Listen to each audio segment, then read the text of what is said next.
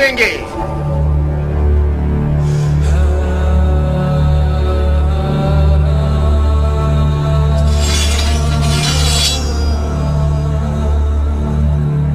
لا حول ولا قوة الا بالله۔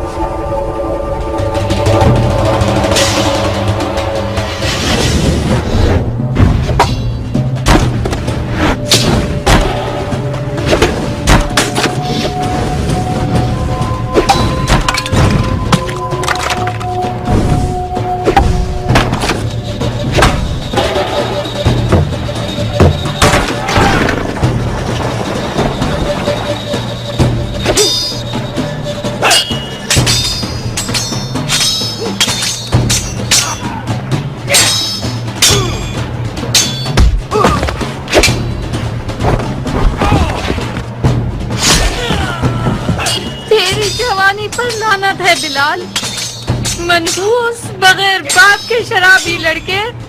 یہ ایک ہاشمی ہے بن حریث، عرب کے شیروں کے قبیلے سے ہے، علی و حمزہ کے خاندان سے ہے۔ جب تک اس کے ہاتھ میں تلوار ہے بہت مشکل ہے اس پر قابو پا سکے۔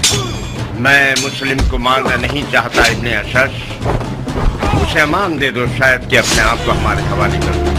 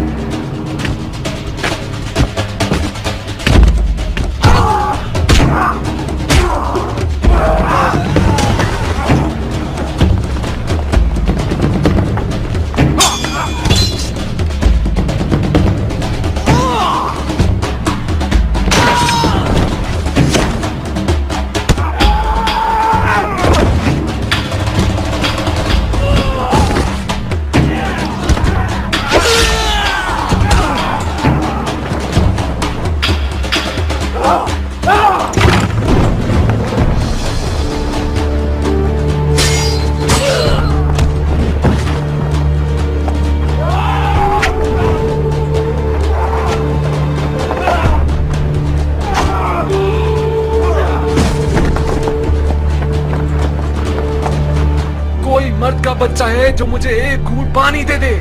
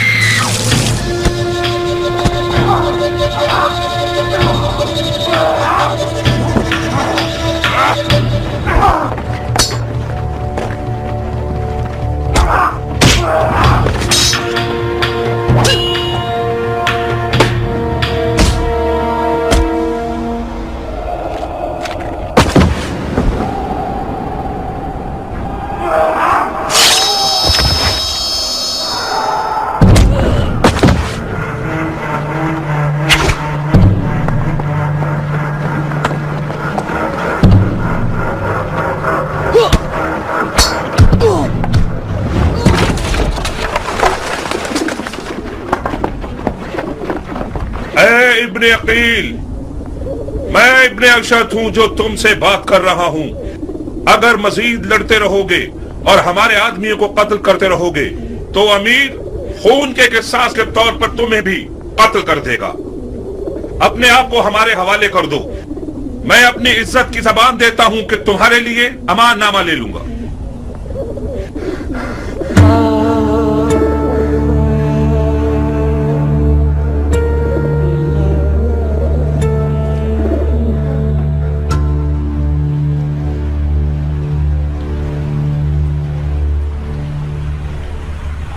کوئی بات کرو مسلم۔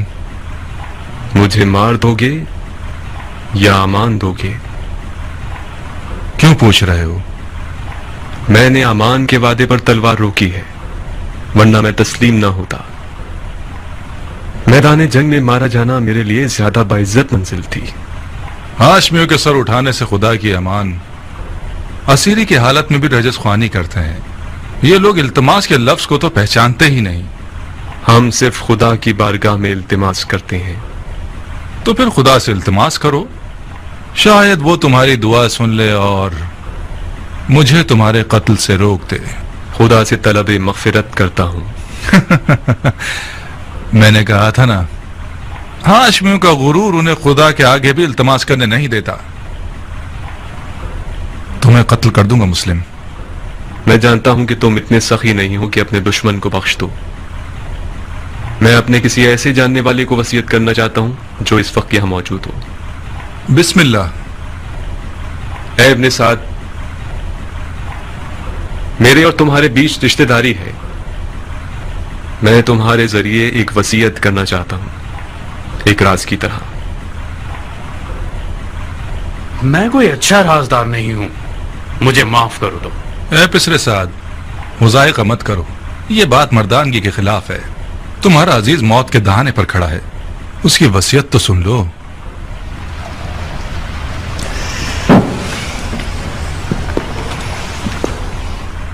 اگر اس کی وصیت سن لوں گا تو پھر مجھے اس پر عمل کرنا پڑے گا۔ کوئی بات نہیں، ہر چند کے اس جیسے کی وصیت پر عمل کرنا جو کہ مرتد ہے، ثواب بھی نہیں اور گناہ بھی نہیں۔ تمہاری غیرت مندی اور مردانگی بڑھ جائے گی اس طرح۔ وصیت پہ عمل کرنا آپ کی مرضی کے خلاف ہوا تو کیا؟ پھر بھی اس پر عمل کرنے کو مردانگی سمجھتے ہیں۔ اب تک تم نے اس کی وصیت نہیں سنی بندہ خدا؟ اگر اس کی درخواست میرے ذاتی مفادات کے خلاف ہو، پورا کر دینا، کوئی بات نہیں۔ لیکن اگر اس کی درخواست شریعت مقدس کے خلاف ہو تو عمل نہ کرنا، اس کا کفارہ ادا کر دینا۔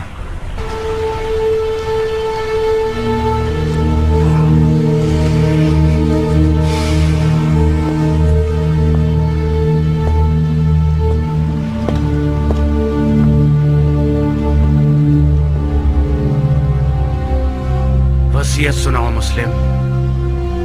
میرے چچا بھائی حسین ابن علی کو لکھ دو کہ کوفہ نہ آئیں، لوٹ جائیں۔ میرے مرنے کے بعد میرے جسم کو دفنا دینا کہ ضمیر پڑا نہ رہ جائے۔ میں کوفہ میں 700 درہم کا مخلوص ہوں، وہ ادا کر دینا۔ میری زرہ اور خود کو بیچ کے ادا کر دینا۔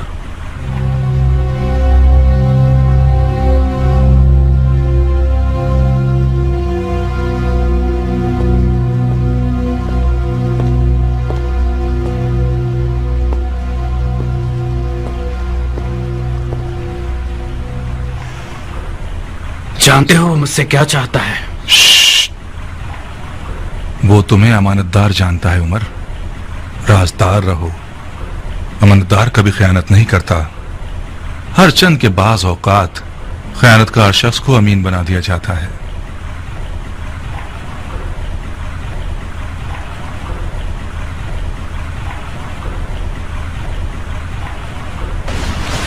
خوب مسلم، تم نے وصیت کر دی؟ کوئی اور خواہش ہے؟ میں پیاسا ہوں، تھوڑا سا پانی دے دو۔ بن حریث، اسے پانی دے دو، مگر اس پیالے میں جس میں حرام گوشت جانوروں کو پانی دیتے ہو۔ وہ مرتد ہو گیا ہے اور جس چیز کو منہ لگائے گا وہ شرعاً نجس ہو جائے گی۔ جی امیر۔ مرتد تو تم ہو کہ بغیر قصاص اس بندہ خدا کو قتل کرتے ہو کہ جس کا قتل کرنا حرام ہے۔ جو شخص صرف اپنے غصے اور سوء ظن کی بنا پر لوگوں کا قتل عام کرتا ہے وہ مرتد کہلانے کا زیادہ حقدار ہے۔ تم جیسے شخص کی سانس اور پسینہ نجس ہے جس نے اپنے دل کو ابلیس کا گھر بنا لیا ہے۔ ابلیس تو تم ہو کہ نفس کی خواہش کی بنا پر خلیفہ مسلمین پر خروج کرتے ہو اور ولی المسلمین پر تلوار اٹھاتے ہو اور مسلمانوں کے درمیان تفرقہ پیدا کرتے ہو۔ تمہارا مرتد ہونا بالکل مسلم ہے۔ میں تمہیں خدا کی رضا کے لیے قتل کروں گا، نہ کہ غصے اور سوء ظن کی وجہ سے۔ خدا کی قسم تم جھوٹ کی جڑ ہو۔ اگر اس گروہ کے پاس رائی کے دانے کے برابر بھی خوف خدا ہوتا तो तुम्हारे झूठ की गवाही देते।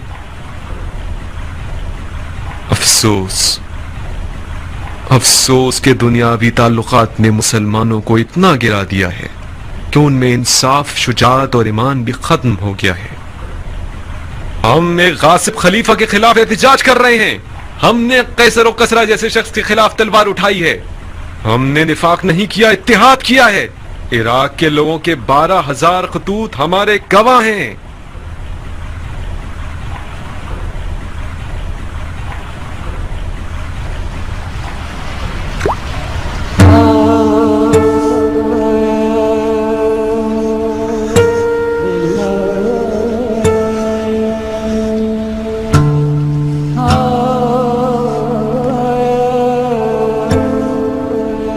क्यों पानी नहीं पिया?